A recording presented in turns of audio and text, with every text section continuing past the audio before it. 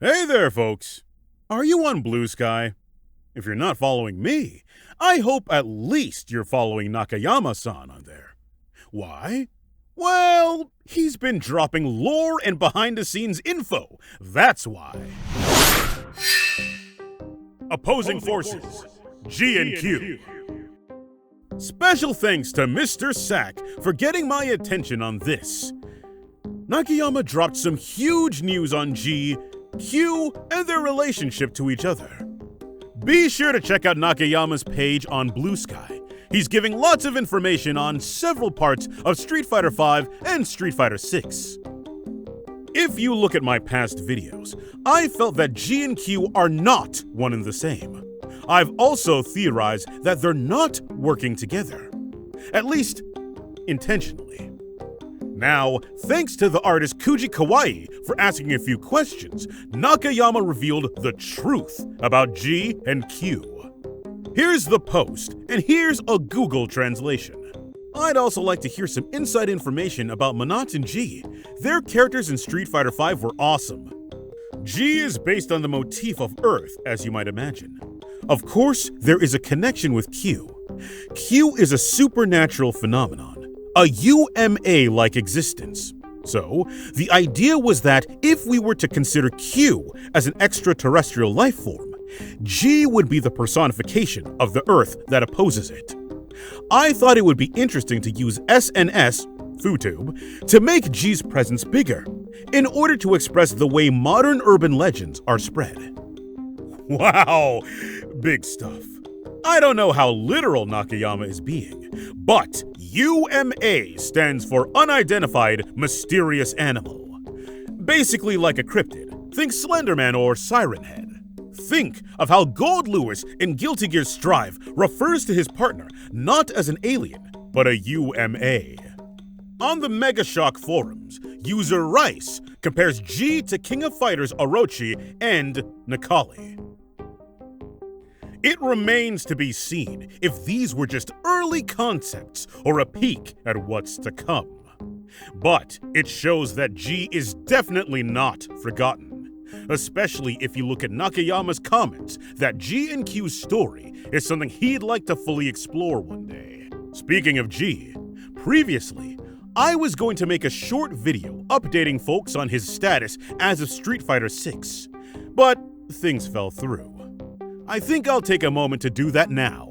As we currently await Sagat and Season 3 goodness, Elena has arrived, and with her arrival was a particular season pass that included Q's hat and mask. So you could finally get a small dose of everyone's favorite fighting cryptid. Now, many of us felt sad because we felt this somehow deconfirmed Q and others. Time will tell whether or not that's true, especially given Street Fighter V gifting Urien a Gil costume only for Gil's arrival at the end of the game, and Mai allowing your avatar to be twinsies with the beloved Kunoichi. And the latest Sagat Season Pass lets you model some tiger style of your own. So let's keep some hope for our Street Fighter III brethren. While Q is just an avatar presence so far, that's not the case for G. I've brought this up several times online, but people in general don't seem to realize that we have 3 G appearances so far. While nothing groundbreaking, it does show that in several years since his debut, the development team has not forgotten the President of Earth. First up, in the extra art for Guile's ending, we see G on a poster in the barbershop calling for an army. Next, during the holiday bundle ad, if you look closely, you can see Rashid pulling G in a Santa sleigh. And finally, here's an image from Hado Pizza that's been floating around on Twitter. Unfortunately, I can't remember where I originally saw this image, but when you do hard mode, there are certain pictures that pop up as a result of your progress. This was one of them. So, quick review. I felt that G and Q have similarities, but are divergent. My original theory was that G somehow created Q, and, in Kamen Rider-like fashion, he escaped only to thwart his plans continuously. I also noted that in some art, there's evidence that Q has a darker skin tone than G. Third Strike confirms that Gil has no idea who or what Q is, thus eliminating the fan theory that G was transformed into Q by the secret society. Furthering that, Q, whatever he is, has been shown to have been around since Street Fighter II. He was retroactively added as the man in Ken's Street Fighter II port stage and was pursued by Crimson Viper during the events of Street Fighter V. G, whatever he is, appeared after Bison and Shadaloo's defeat, rising in fame, power, and influence.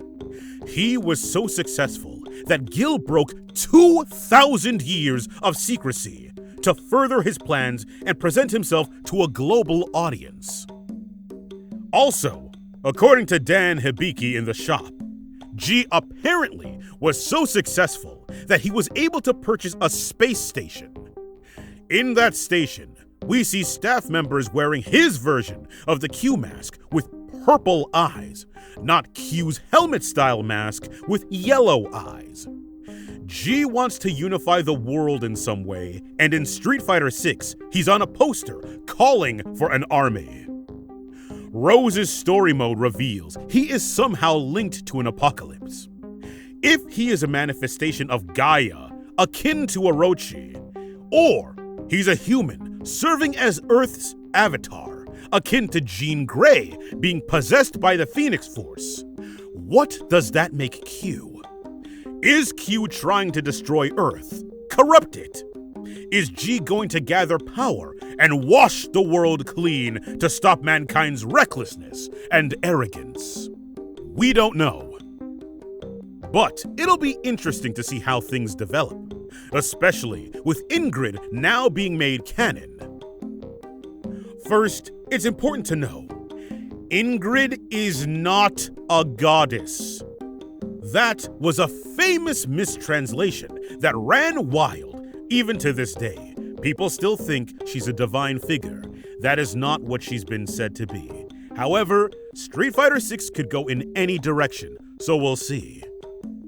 There's some folks online who can better educate about her lore than I, but she's supposed to be a Doctor Who-like time traveler, at least in the non-canon Alpha 3 Max. She's something else entirely in the cancelled Capcom Fighting All-Stars. There, she's at least 80 years old and something designated a code holder. With her true arrival in Season 3, we'll learn what she's about and whether or not she's tied to G or Q. I, for one, am confused and rather excited.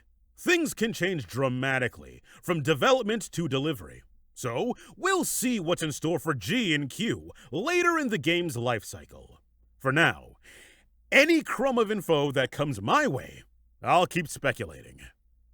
Thanks for watching, Fight fans. I think this is the quickest I've ever made a video, so hopefully it's still enjoyable.